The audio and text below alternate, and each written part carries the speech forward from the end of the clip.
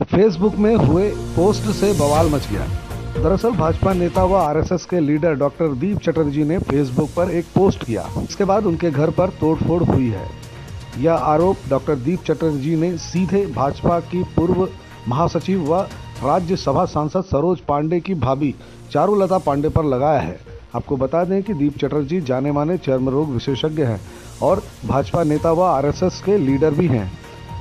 और भाजपा नेता डॉक्टर दीप चटर्जी अपनी बेबाक और निष्पक्ष टिप्पणियों के लिए जाने जाते हैं।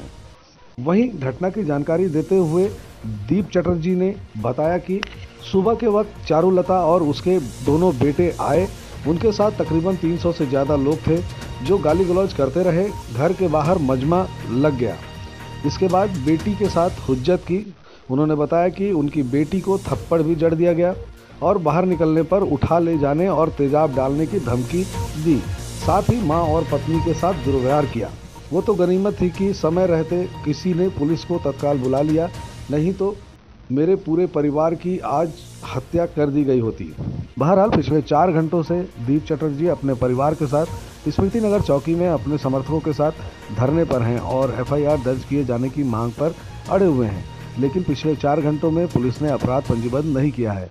फिलहाल वैशाली नगर थाना प्रभारी, छावनी थाना प्रभारी, पुरानी भिलाई थाना प्रभारी समेत सीएसपी छावनी विश्वास चंद्राकर स्मृति नगर थाने पहुंच गए हैं, जहां दीप चटर्जी के समर्थक लगातार एफआईआर दर्ज किए जाने की मांग को लेकर अड़े हैं। फिलहाल पुलिस इस मामले पर कुछ भी कहने से बचती नजर आ रही है। बताएंगे क्या मामला है, इतनी भीड़ लगी हुई है यहाँ पर? हम लोग आए हैं, मेरे घर आज बलवा हुआ और एक हमले की शक्ल में 300 लोगों की भीड़ चारुलता पांडे और उनके 2 कुपुत्रों के साथ, जो सरोज पांडे के भतीजे होते हैं, मेरे घर 1 बजे के आसपास आए। उन्हें मेरे फेसबुक के किसी पोस्ट पे आपत्ति थी जिसमें मैंने अपने 50,000 रुपये मांगे थे, क्योंकि वो भवन का निर्माण करने की बात कर रहे थे 2.5 साल पहले और मैंने एक 50,000 रुपये का चेक दिया था। अब चूँकि मैं पार्टी के संगठन की हालत देखते हुए, आंतरिक लोकतंत्र की बात करते हुए, अभिव्यक्ति की स्वतंत्रता के अधिकार के तहत मैं फेसबुक में मैंने ये लिखा कि मेरे 50,000 रुपये वापस दिए जाए, क्योंकि भवन निर्माण तो हो नहीं रहा है। और मैंने उनके ही शाही दशहरा पे कोई चंदाखोरी होती है उस पर भी कहीं मैंने कटौती या कटाक्ष किया था। इससे किसी औरत का नाम, किसी पुरुष का नाम, किसी चंदाखोर का नाम, किसी बदमाश का नाम, किसी गंदी स्त्री का नाम मैंने नहीं बोला था। जैसा कि आपने बताया, मैंने किसी स्त्री का असम्मान नहीं किया था। ये चारुलता पांडे आके मुझको बोलती है, मेरे को माँ की गाली दी सबसे पहले और बोली तूने स्त्रियों का असम्मान किया है। मतलब मैं कहाँ स्त्रियों का असम्मान किया हूँ बताओ? मैं तू नीचे उतर, तुझे नंगा करके मारेंगे।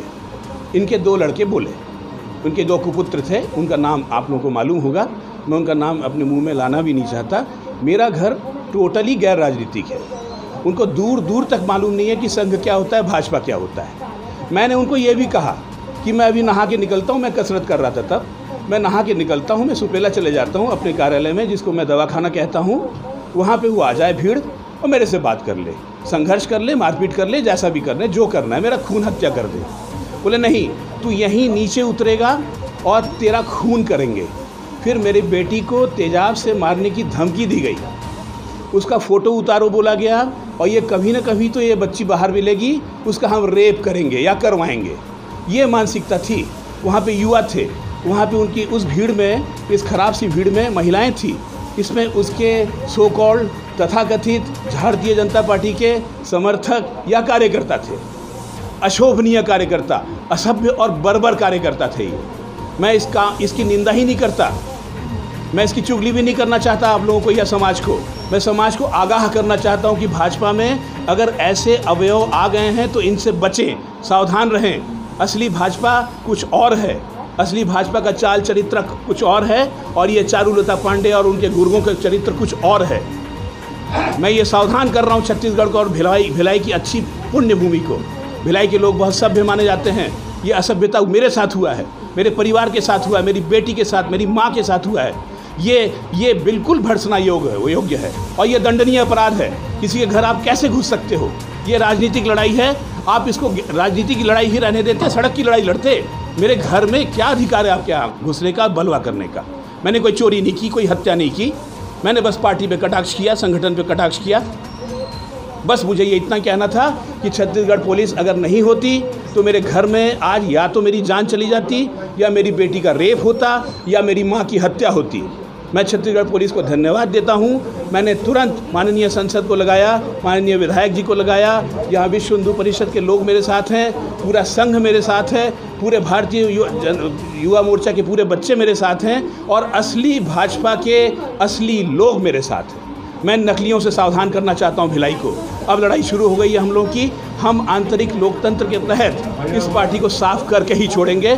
ऐसे दुर्दांत और बर्बर और असभ्यता लिए हुए भारतीय जनता पार्टी के कार्यकर्ताओं को या नेत्रियों को या नेताओं को सहन नहीं किया जाएगा।